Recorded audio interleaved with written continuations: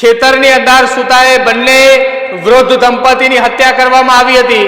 અગાઉ પણ ખાંભા, લીલિયા અને ચિત્તલમાં આ પ્રકારની ઘટના બની ચૂક્યા હોવાનું પરેશ ધાનાણીનું નિવેદન છે। અમરેલીમાં વૃદ્ધ દંપતીની હત્યાનો આખો આ મામલો પહેલી ઘટના નથી, પણ જો તંત્ર ધારે તો આ છેલ્લી ઘટના જરૂર બની છે।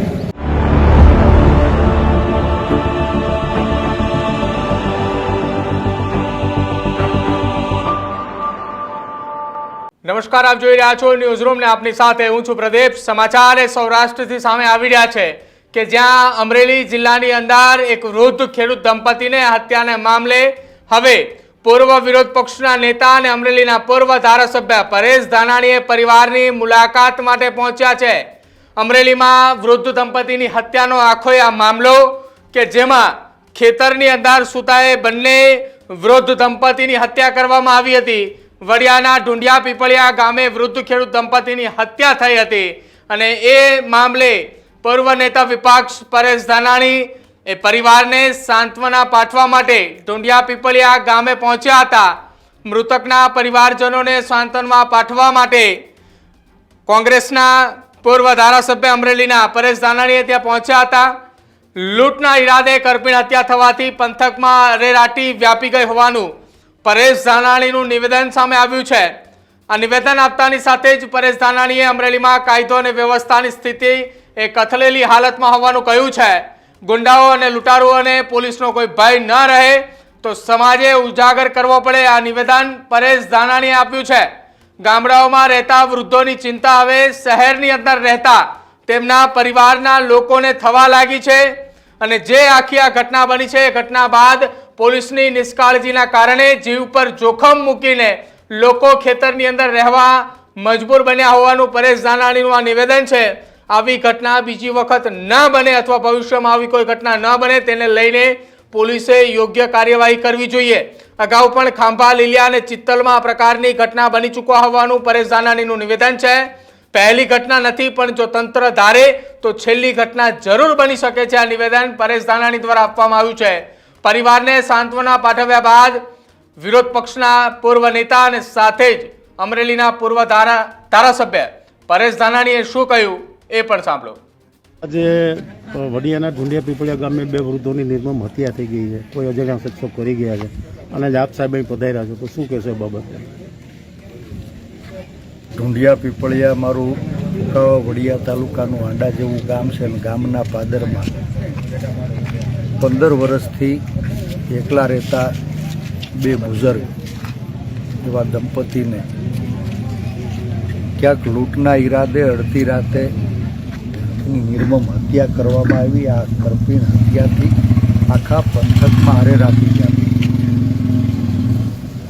ક્યાંય ધન લૂંટાય તો વાંધો નહીં, પણ આજ બે ગવટિયા એ ધનના લોભે એનો જીવ ગુમાવવાનો થયો, એનું મારા સહિત સમગ્ર પંથકને ભારે મોટે છે। સવાલ વ્યવસ્થાનો છે, ક્યાંય કાયદો અને વ્યવસ્થાની સ્થિતિ કથળે ગુંડાઓને, લુખાઓને, લૂંટારાઓને, ચોરોને જો પોલીસનો ભય ન રહે તો સમાજે ઉજાગરો કરવો પડે અને એ ઉજાગરો કરાવનારો કમનસીબ બનાવવા જ ઢુંડિયા પીપળિયાના પાદરમાં બન્યા। એ પરિવારને તો ક્યારેય ન પૂરાય એવી ખોટ પડી છે। પરમ કૃપાળુ પરમાત્માને પ્રાર્થના કરીએ કે બંને બુઝુર્ગો જેણે આ ઘટનામાં જીવ ગુમાવવો પડ્યો, પરમ કૃપાળુ પરમાત્મા એના ચરણોમાં સ્થાન આપે એવી પ્રાર્થના કરીએ। સૂતેલી સરકાર અને તંત્ર જાગે તો આખાય મલકમાં ગામે ગામ હવે ડેલીયુમાં ગવટિયા વધ્યા છે। અમરેલી ખેતી પ્રધાન જિલ્લો છે। રોજગારની આશામાં વર્ષોથી ગામડાની નવી પેઢી એ ક્યાંય સુરત, અમદાવાદ, રાજકોટ અને બહાર સ્થળાંતર કરતી થઈ। બધાય ગામડામાં મોટી મોટી ડેલીયુમાં શહેરની અંદર સોરવતું ન હોય એવા ગવડિયા એ ક્યાંય જીવના જોખમે તો પોતાના ઘરમાં નથી રહેતા ને, એવી ચિંતા હવે મારા સહિત આખા મલકને સતાવી રહી છે। આજ બે વડીલોને ગુમાવવા પડ્યા, એનો જીવ પાછો નહીં આવે, પણ આખાય અમરેલી જિલ્લાના દરેક ગામમાં આવા 50-100 ઘર જે ગવઢિયાઓ ઉર છે, બીજું કોઈ નથી. શું પોલીસની નિષ્કાળજીના કારણે એ લોકોના જીવ ઉપર પણ જોખમ મંડરાતું રહેશે? એ સવાલ હવે સામાન્ય લોકોની અંદર થઈ ગયો. આપણે સૌ સાથે મળી પ્રભુની પ્રાર્થના કરીએ, આ કમનસીબ ઘટનામાં જે બે બુઝુર્ગોને ગુમાવવા પડ્યા, પ્રભુ એના ચરણોમાં સ્થાન આપે અને ભવિષ્યમાં આવી ઘટનાઓ ન ઘટે એના માટે જે કોઈ ગુનેગાર હોય એ ગુનેગારોને વહેલામાં વહેલી તકે પકડી એને આકરામાં આકરી સજા આપવામાં આવે, દાખલારૂપ સજા આપવામાં આવે. આ પેલો બનાવ નથી. આની અગાઉ પણ અમરેલી જિલ્લામાં આવી 2-4 ઘટનાઓ, એ ખાંભા હોય, ચિત્તલ હોય, લીલિયા હોય, બની છે. પેલી ઘટના નથી, પણ જો તંત્ર ધારે તો આ છેલ્લી ઘટના જરૂર બની શકે. ક્યાંય તંત્ર અને પોલીસ તંત્ર એનો ભય પેદા થાય, સુરક્ષા વધારવામાં આવે, ચોકી પેરો વધારવામાં આવે, રાત્રિ પેટ્રોલિંગ વધારવામાં આવે. જે બહારના લોકો ક્યાંય આપણા ગામડાની અંદર ખેતી અને ખેતી વ્યવસાયમાં મજદૂર તરીકે જોડાયેલા છે, એનો આવરો જાવરો હગાવાલા એની નોંધ રાખવામાં આવે. આજ ઢુંડિયા પીપળિયાના પાદરમાં ઊભા છે ને પાદરની હામી ડેલીએ 2 ગવઢિયાઓને ગુમાવવા પડ્યા.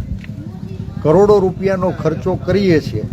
કમસે કમ ગામડાની મુખ્ય બજારોમાં જો ક્યાંય સરકારે સીસીટીવી કેમેરા ગોઠવા હોત તો આ ગુનેગારોને પકડી શકાયા હોત.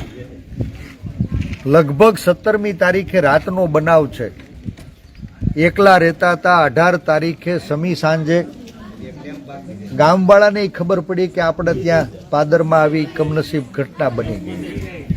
અને આજ અઠવાડિયું પૂરું થવા આવ્યું છતાં આ જે કોઈ હત્યારાઓ છે, જે કોઈ લૂંટારાઓ છે, એના સુધી તંત્ર પહોંચી શક્યું નથી. ને તે દિવસે રાત્રે પણ પોલીસ તંત્રને સફાળા જગાડીને સત્વરે ગુનાહિત કૃત્ય કરનારા લોકો સુધી પહોંચવા માટે થઈને કીધું હતું. આજે અહીં આવ્યો એ પહેલાં પણ જિલ્લા પોલીસ અધિક્ષકને ફરી ફોન કરી આના તથ્યો સુધી પહોંચવામાં પોલીસ સફળ થઈ કે કેમ પૂછ્યું. દુઃખ થાય કે આટલી બધી જાકમજોળની વચ્ચે ગામના પાદરમાં 2 ગવઢિયાઓને ગુમાવ્યા અને પોલીસ તંત્ર હજી સુધી એના હત્યારાઓ સુધી પહોંચી નથી. અપેક્ષા રાખીએ કે જે 2 ગવઢિયાઓને ગુમાવ્યા છે એને ન્યાય મળે.